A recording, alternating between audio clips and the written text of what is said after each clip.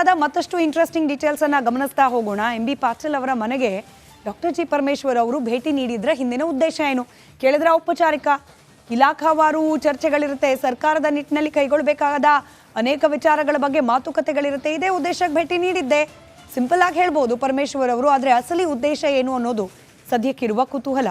ಒಬ್ಬೊಬ್ಬ ಸಚಿವರ ಮನೆಯಲ್ಲೂ ಕೂಡ ಸಭೆಯನ್ನ ಮಾಡ್ತಿರೋದು ಯಾಕೆ? ಸತೀಶ್ ಜಾರಕಿಹೊಳಿ, MB ಪಾಟೀಲ್ ಹಿಂಗೆ ಒಬ್ಬರಾದ ಮೇಲೆ ಒಬ್ಬರು ನಾಯಕರ ವಿಶ್ವಾಸವನ್ನ ಸಂಪಾದನೆ ಮಾಡೋ ಪ್ರಯತ್ನವನ್ನೇನಾದ್ರೂ ಪರಮೇಶ್ವರ್ ಅವ್ರು ಮಾಡ್ತಿದ್ದಾರಾ ಅನ್ನೋ ಸಹಜ ಕುತೂಹಲ. ಆಲ್ರೆಡಿ ನಮಗೆ ಗೊತ್ತಿದೆ, ಕೆಲ ದಿನಗಳ ಕೆಳಗೆ ಸಚಿವ ಸತೀಶ್ ಜಾರಕಿಹೊಳಿ ಅವರ ಜೊತೆಯಲ್ಲೂ ಕೂಡ ಇಂಥದ್ದೇ ಒಂದು ಮೀಟಿಂಗ್ ಆಗಿತ್ತು. HC ಮಹದೇವಪ್ಪ ಅವರ ಜೊತೆಯಲ್ಲೂ ಕೂಡ ಮಾತುಕತೆ ಮಾಡಿದ್ದಾಯ್ತು. ಇವತ್ತು MB ಪಾಟೀಲ್ ಅವರ ಜೊತೆಯಲ್ಲಿ ಕುಶಲೋಪರಿ ವಿಚಾರಿಸ್ತಿದ್ದೇನೆ ಅಂತ ಹೇಳ್ತಾ ಪರಮೇಶ್ವರ್ ಅವರು ನಡೆಸಿದ ಮೀಟಿಂಗ್ನ ಅಸಲಿ ಉದ್ದೇಶ ಏನು? ಮುಖ್ಯಮಂತ್ರಿಗಳ ಕುರ್ಚಿ ಮೇಲೆ ಕಣ್ಣಿಟ್ಟಿದ್ದಾರಾ ಗೃಹ ಸಚಿವ ಡಾಕ್ಟರ್ ಜಿ ಪರಮೇಶ್ವರ್? ಸಿಎಂ ರೇಸ್ನಲ್ಲಿ ಪರಮೇಶ್ವರ್ ಅವರ ಹೆಸರು ಕೂಡ ಕೇಳಿ ಬರ್ತಾ ಇದೆ. ಹಾಗಾಗೇನೆ ಎಲ್ಲರನ್ನ ವಿಶ್ವಾಸಕ್ಕೆ ತೆಗೆದುಕೊಳ್ಳುವ ಪ್ರಯತ್ನವಾ ಇದು? ಒಳಗೊಳಗೆ ಎಲ್ಲರ ಸಹಕಾರವನ್ನ ಬಯಸ್ತಿದ್ದಾರಾ ಗೃಹ ಸಚಿವರು? ಮುಡಾ ಕೇಸ್ನಲ್ಲಿ ಮುಖ್ಯಮಂತ್ರಿ ಹೆಸರು ತಳಕು ಹಾಕೊಂಡಿದ್ದಾಯ್ತು. ತನಿಖೆಗೆ ಆದೇಶ ಕೋರ್ಟ್ ನೀಡುತ್ತಾ ಇಲ್ವಾ ಅನ್ನೋದು ಇನ್ನೇನು ಕೆಲವೇ ದಿನಗಳಲ್ಲಿ ನಿರ್ಧಾರ ಆಗುತ್ತೆ. ತನಿಖೆಗೆ ಆದೇಶ ನೀಡಿದ ನಂತರದಲ್ಲಿ ನೈತಿಕ ಹೊಣೆ ಹೊತ್ತು ರಾಜೀನಾಮೆ ನೀಡಿ ಅನ್ನೋ ಆಗ್ರಹ ವಿರೋಧ ಪಕ್ಷಗಳ ಕಡೆಯಿಂದ ಸಹಜವಾಗಿ ಹೆಚ್ಚಾಗೋ ಸಾಧ್ಯತೆ ಇದೆ.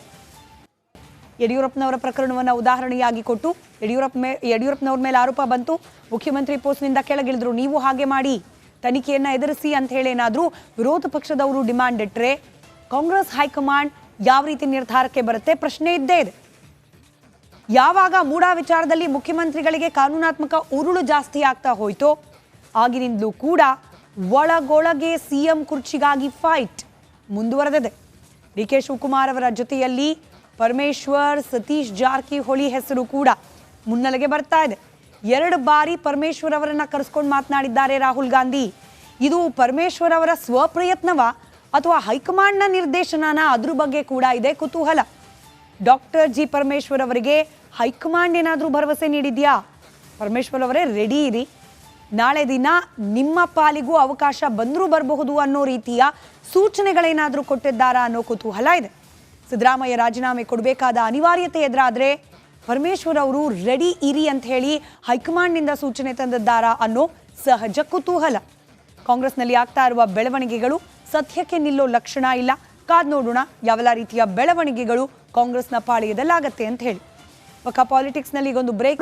ಮತ್ತಷ್ಟು ಇಂಟ್ರೆಸ್ಟಿಂಗ್ ಡೀಟೇಲ್ಸ್ ಅನ್ನ ಗಮನಿಸ್ತಾ ಹೋಗೋಣ. MB ಪಾಟೀಲ್ ಅವರ ಮನೆಗೆ ಡಾಕ್ಟರ್ ಜಿ ಪರಮೇಶ್ವರ್ ಅವರು ಭೇಟಿ ನೀಡಿದ್ರ ಹಿಂದಿನ ಉದ್ದೇಶ ಏನು ಕೇಳಿದ್ರೆ ಔಪಚಾರಿಕ ಇಲಾಖಾವಾರು ಚರ್ಚೆಗಳಿರುತ್ತೆ, ಸರ್ಕಾರದ ನಿಟ್ಟಿನಲ್ಲಿ ಕೈಗೊಳ್ಳಬೇಕಾದ ಅನೇಕ ವಿಚಾರಗಳ ಬಗ್ಗೆ ಮಾತುಕತೆಗಳಿರುತ್ತೆ. ಇದೇ ಉದ್ದೇಶಕ್ಕೆ ಭೇಟಿ ನೀಡಿದ್ದೆ ಸಿಂಪಲ್ ಆಗಿ ಹೇಳ್ಬೋದು ಪರಮೇಶ್ವರ್ ಅವರು. ಆದರೆ ಅಸಲಿ ಉದ್ದೇಶ ಏನು ಅನ್ನೋದು ಸದ್ಯಕ್ಕಿರುವ ಕುತೂಹಲ.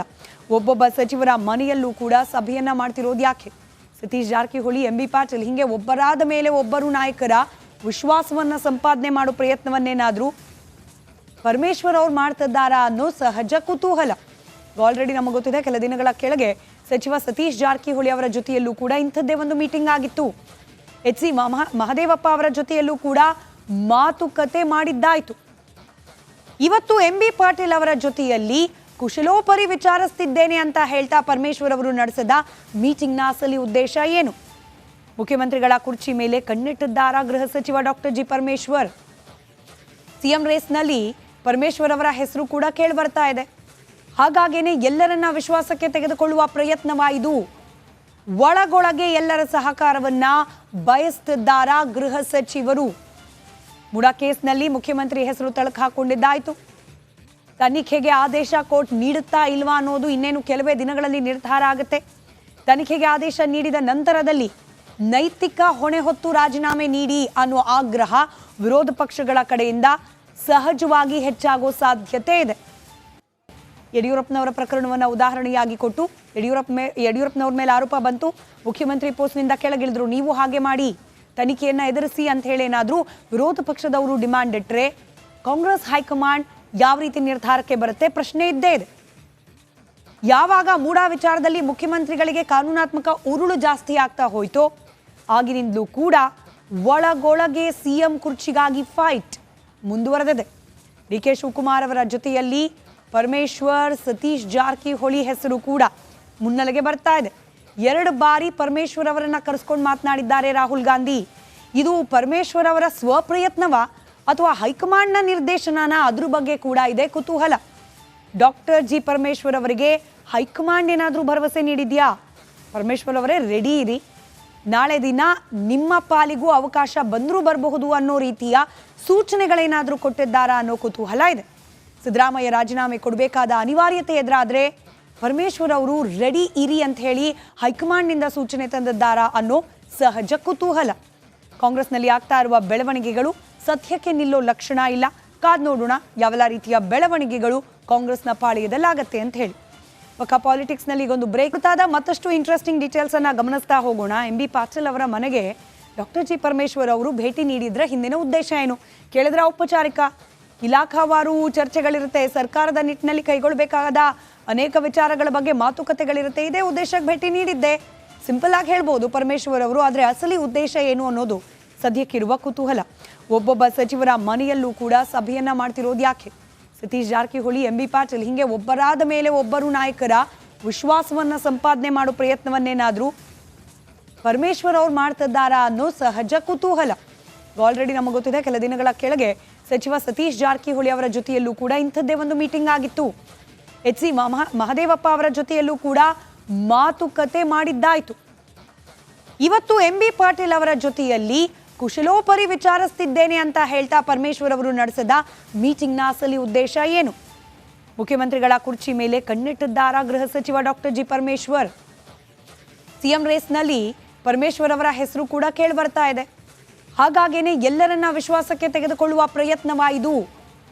ಒಳಗೊಳಗೆ ಎಲ್ಲರ ಸಹಕಾರವನ್ನ ಬಯಸ್ತಿದ್ದಾರಾ ಗೃಹ ಸಚಿವರು? ಮುಡಾ ಕೇಸ್ನಲ್ಲಿ ಮುಖ್ಯಮಂತ್ರಿ ಹೆಸರು ತಳಕು ಹಾಕೊಂಡಿದ್ದಾಯ್ತು. ತನಿಖೆಗೆ ಆದೇಶ ಕೋರ್ಟ್ ನೀಡುತ್ತಾ ಇಲ್ವಾ ಅನ್ನೋದು ಇನ್ನೇನು ಕೆಲವೇ ದಿನಗಳಲ್ಲಿ ನಿರ್ಧಾರ ಆಗುತ್ತೆ.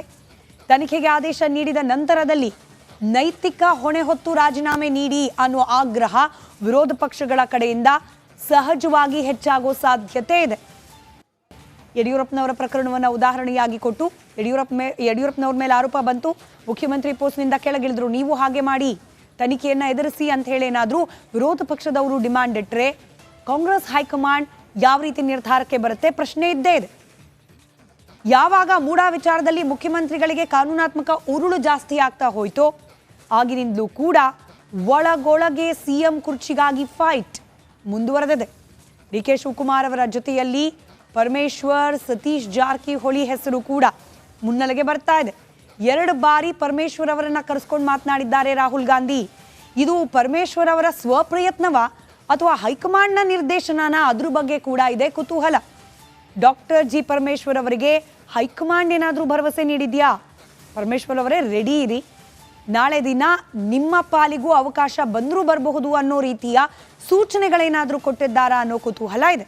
ಸಿದ್ದರಾಮಯ್ಯ ರಾಜೀನಾಮೆ ಕೊಡಬೇಕಾದ ಅನಿವಾರ್ಯತೆ ಎದುರಾದರೆ ಪರಮೇಶ್ವರ್ ಅವರು ರೆಡಿ ಇರಿ ಅಂತ ಹೇಳಿ ಹೈಕಮಾಂಡ್ನಿಂದ ಸೂಚನೆ ತಂದಿದ್ದಾರಾ ಅನ್ನೋ ಸಹಜ ಕುತೂಹಲ. ಕಾಂಗ್ರೆಸ್ನಲ್ಲಿ ಆಗ್ತಾ ಇರುವ ಬೆಳವಣಿಗೆಗಳು ಸದ್ಯಕ್ಕೆ ನಿಲ್ಲೋ ಲಕ್ಷಣ ಇಲ್ಲ. ಕಾದ್ ನೋಡೋಣ ಯಾವೆಲ್ಲ ರೀತಿಯ ಬೆಳವಣಿಗೆಗಳು ಕಾಂಗ್ರೆಸ್ನ ಪಾಳ್ಯದಲ್ಲಾಗತ್ತೆ ಅಂತ ಹೇಳಿ. ಪಕ್ಕ ಪಾಲಿಟಿಕ್ಸ್ನಲ್ಲಿ ಈಗೊಂದು ಬ್ರೇಕ್